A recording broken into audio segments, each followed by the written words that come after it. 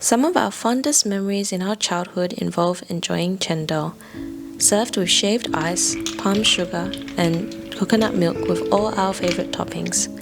There could not be a better way to escape the tropical humid heat with a bowl of iced chendol.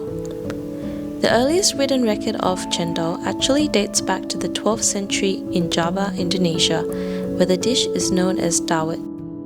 It was traditionally served as part of Javanese wedding ceremonies.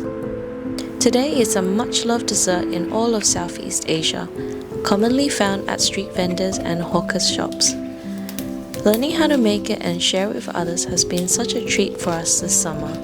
We've tried, tested, and loved this recipe, and it's also got the stamp of approval from our friends and families.